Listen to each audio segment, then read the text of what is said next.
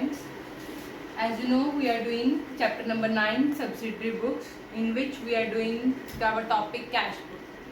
Cash book जिसमें हम three के अकॉर्डिंग बुक बनाते हैं, सिंगल कॉलम, डबल कॉलम और ट्रिपल कॉलम कैश बुक. ठीक है, मैंने आपको बताया था सिंगल कॉलम कैश बुक में होता है कैश डिस्काउंट, बैंक डिस्काउंट और कैश पे. आज मैं एक सम करवाऊंगी आपको डबल कॉलम कैश बुक का ही, कैश और बैंक. बट उससे पहले मैं आपको एक टॉपिक करवाती हूँ, कॉन्ट्रा एंट्री. कौन सी एंट्री है हमारी? Contra entry. कॉन्ट्रा एंट्री होती है बेटा सेम नेचर की ट्रांजेक्शन जो दोनों साइड पे होती है. ठीक है, डेबिट पे भी और क्रेडिट पे भी. तो उस एंट्री को हम बोलते हैं कॉन्ट्रा एंट्री. फॉर एग्जाम्पल देखो, अब हम कैश बुक बना रहे हैं तो हमारे दो कॉलम है, एक है कैश का और एक बैंक का. मीन्स हमने कैश के रिलेटेड एंट्री डालनी है और थ्रू चेक के रिलेटेड एंट्री डालनी है. सपोज करो हमारी एंट्री है कैश टू सेल्स. हम किसके ऑपोजिट देखते हैं? कैश के. हमने देखा टू सेल्स और अमाउंट डाल दिया कैश में. हमारी एंट्री है परचेजेस टू बैंक. हमने किसके ऑपोजिट देखना है? बैंक के. बाय परचेजेस अमाउंट डाल दिया बैंक. अब प्रॉब्लम आती है यहाँ पे. सपोज करो हमारी एंट्री है कैश डिपॉजिटेड इनटू बैंक. तो हमारी एंट्री क्या बनती है? Bank account debit to cash account. अब आप किसके ऑपोजिट देखोगे? बैंक के या कैश के? प्रॉब्लम आ गई ना कि अब हम बैंक के ऑपोजिट देखें या कैश के ऑपोजिट देखें. कॉलम तो मेरे पास दो है, कैश भी और बैंक भी है. तो बच्चे इस टाइप की एंट्री को जहां कैश और बैंक दोनों आए, उस एंट्री को हम बोलते हैं कॉन्ट्रा एंट्री. क्या बोलते हैं इस एंट्री को? हम कॉन्ट्रा एंट्री. तो उस केस में हम दोनों साइड पे अमाउंट डालते हैं, डेबिट साइड पे भी और क्रेडिट साइड पे. देखो कैसे, टू वाला टू साइड, बाय वाला बाय साइड. टू पे क्या है? To cash. यहाँ पे हम लिख देंगे टू कैश. बट जो इसका अमाउंट है टू कैश लिखा है, तो अमाउंट इसका हम बैंक कॉलम में डालेंगे रिवर्स. तुम्हारी एंट्री बन जाएगी bank account debit to cash account. और इधर वाला ऊपर क्या है? By bank. यहाँ बाय बैंक लिखेंगे तो अमाउंट हम कैश में डालेंगे. बस ये याद रखें, हमें दोनों साइड पे एंट्री डालनी है. टू वाली इधर, बाय वाली इधर, बट अमाउंट रिवर्स. अगर ये टू कैश है तो अमाउंट बैंक में, बाय बैंक है तो अमाउंट कैश में. और जो लेजर फोलियो होता है बेटा, इसके ब्रैकेट में आपने ऐसे लिखना है सी दोनों साइड पे. C means contra entry. This entry is our contra entry. Okay, अब मैं आपको इसके रिलेटेड एक सम करवाती हूँ, ध्यान से सुनो.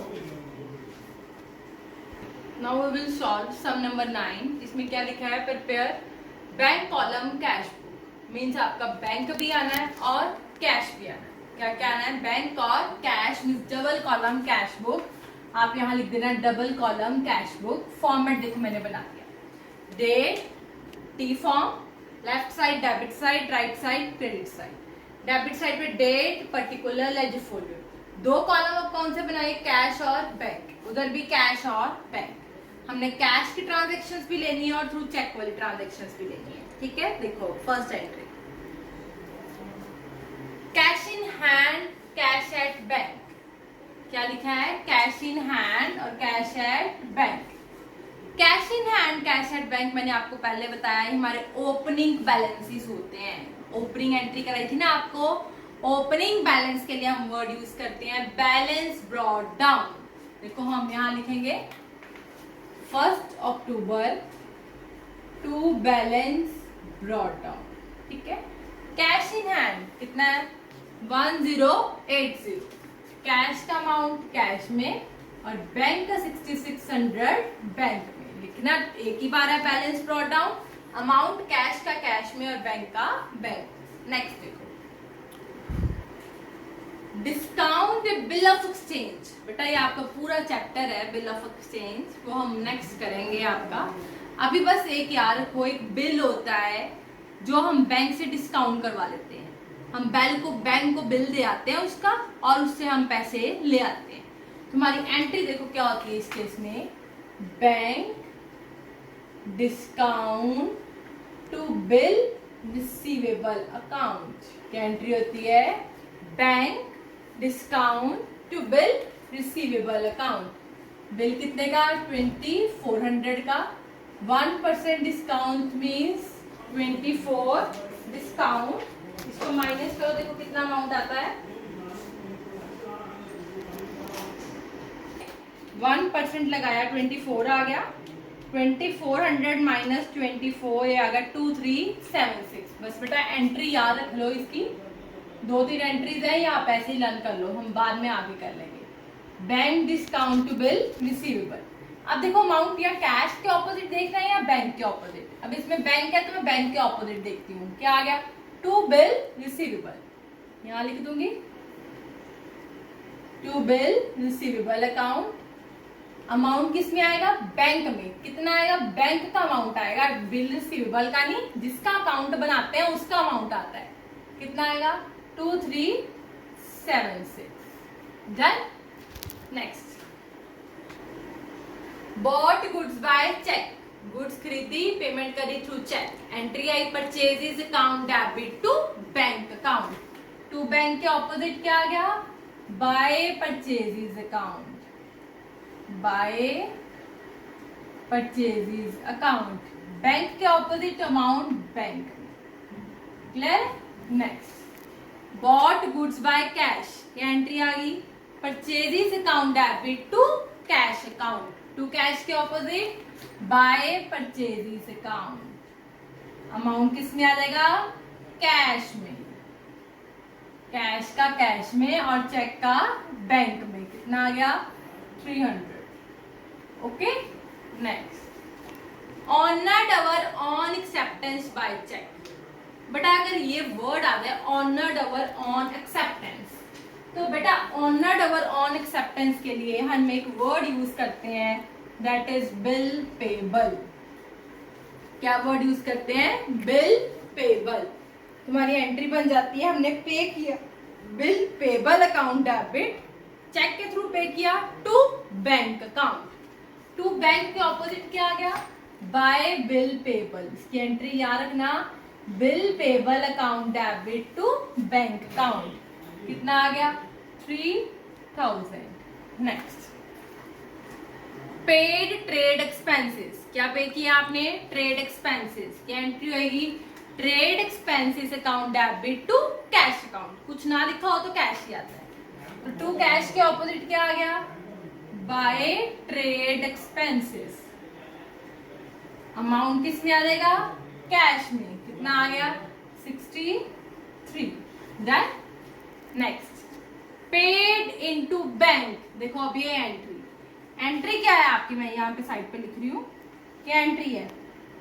Bank account debit. आपने बैंक को पे किया टू कैश अकाउंट। ठीक है। अब प्रॉब्लम आ गई, बैंक भी आ गया और कैश भी आ गया, तो अब ये कौन सी एंट्री बन गई हमारी? Contra entry. टू वाली भी साइड आएगी, ये साइड भी आएगी। देखो कैसे डालेंगे। अक्टूबर 18। टू क्या है? To cash. Amount opposite bank में। कितना आ गया? 600। इसका ऑपोजिट क्या आ गया? यहाँ by bank account.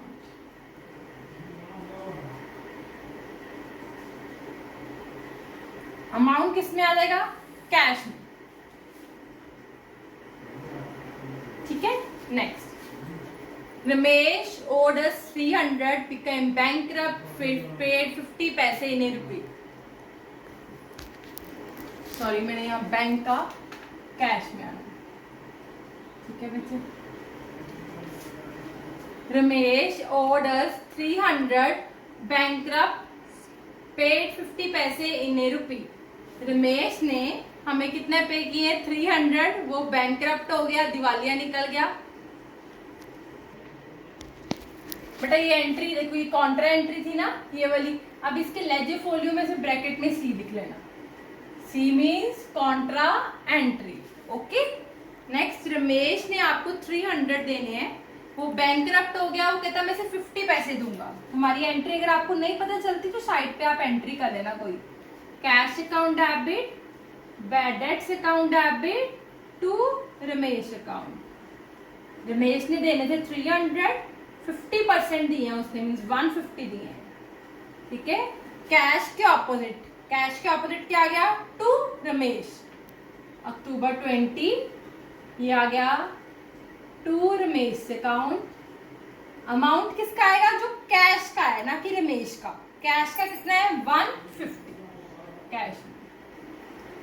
Then next, received cash from Manohar, आपने मनोहर से कैश लिया है, क्या एंट्री आएगी, cash account debit to Manohar account. Cash के ऑपोजिट क्या आ गया, टू मनोहर्स अकाउंट, कितना आ गया, 240। नेक्स्ट है अक्टूबर 24 विड्रू फ्रॉम बैंक, आपने बैंक से पैसा निकलवाया, तुम्हारी एंट्री क्या बन गई, कैश टू बैंक। देखो फिर वही एंट्री आ गई, इसमें कैश भी आ गया और बैंक भी आ गया, तो कौन सी एंट्री होगी, एक कॉन्ट्रा एंट्री। अक्टूबर 24 आपने यहाँ पे टू वाली साइड इधर, टू बैंक अकाउंट, लेजिफोलियो में सी, अमाउंट किस में आएगा, कैश में, कितना आ गया, 240। इधर क्या आएगा, बाय कैश अकाउंट, लेजिफोलियो में सी, अमाउंट आएगा bank. Clear. Next, paid to Ghanshyam Das, आपने किसको पे किया, घनश्याम दास को, तो एंट्री क्या होगी, Ghanshyam Das account debit to cash account, to cash के opposite by Ghanshyam Das account, by Ghanshyam Das account. कितना कैश पे किया उसको, 180 अमाउंट कैश में, ठीक है। Next, received bill of exchange from Ram and deposited same into bank। Bill of exchange के लिए हम वर्ड यूज करते हैं बिल रिसीवेबल। आपने बिल रिसीव किया राम से और आपने उसी वक्त बैंक में डिपॉजिट करा दिया, तुम्हारी एंट्री बनेगी बेटा, ध्यान से सुनो, बैंक टू बिल रिसीवेबल, एक ही एंट्री, बैंक में बिल चला गया, bank account debit to bill receivable account, bank के opposite to bill receivable account, amount आ जाएगा बैंक में, कितना आएगा, 1200। Next, withdrew from bank for private expenses या personal expenses. What word will we use for private expenses, that is drawings account debit. कहां से withdraw किया है, बैंक से, तो एंट्री आ गई drawings account debit to bank account, to bank के ऑपोजिट क्या आ गया, बाय ड्रॉइंग्स अकाउंट, कितना आ गया, देखो 180। Next, sold goods for cash, entry cash account debit to sales account, cash के ऑपोजिट क्या आ गया, टू सेल्स अकाउंट, अमाउंट आ गया कैश में, that is 120। Receive cheque for goods sold, आपने गुड्स बेची और चेक लिया, तो एंट्री आ गई bank account debit to sales account, यही आ गया टू सेल्स अकाउंट, बट आपने अब चेक लिया तो अमाउंट किस में आ जाएगा, बैंक में। Next, received payment of loan 3000, आपने लोन की पेमेंट रिसीव करी है 3000, जिसमें से आपने 1800 बैंक में डिपॉजिट करा दिया। देखो ध्यान से, आपने लोन के पैसे लिए हैं, कितने लिए हैं, 3000, कितना बैंक में डिपॉजिट कराया, 1800, तो कैश में कितना रह गया, 1200, कैश 1200, बैंक 1800, टू लोन 3000, ठीक है। तो आप एंट्री क्या करोगे, ध्यान से ये एंट्री लर्न करना कि 3000 लोन लिया, जिसमें से 1800 अगर बैंक में डिपॉजिट करा दिया, तो कैश में रह गया 1200। कैसी एंट्री आएगी ये, कैश और बैंक दोनों के ऑपोजिट, अब ये काउंटर एंट्री नहीं है क्योंकि एक डेबिट और एक क्रेडिट नहीं है, तो हमने क्या लिख देना, दोनों के ऑपोजिट क्या आ गया, टू लोन अकाउंट, कैश का कैश में, बैंक का बैंक में। क्लियर। देखो लास्ट एंट्री, बैंक चार्जेस, बेटा बैंक चार्जेस अगर आप पे करते हो तो हमेशा हमारी एंट्री होती है बैंक चार्जेस टू बैंक, कभी भी कैश नहीं आता बैंक चार्जेस के लिए, क्योंकि बैंक आपसे चार्जेस कभी कैश में नहीं लेता, आपके अकाउंट से काटता है। तो एंट्री क्या आ गई, बैंक चार्जेस टू बैंक के ऑपोजिट क्या आ गया, by bank charges account. Amount 30 किस में आ गया, 3 बैंक में। देख लो ध्यान से बच्चे, इसका बैलेंसिंग आप खुद करने की कोशिश करो, जैसे हमने कैश का करा है वैसे ही बैंक का करना है। फिर भी नहीं समझ आएगा तो बैलेंसिंग मैं आपको नेक्स्ट वीडियो में कराऊंगी, अभी आप पहले इसको अच्छी तरह से कर लें। ओके, थैंक यू बेटा।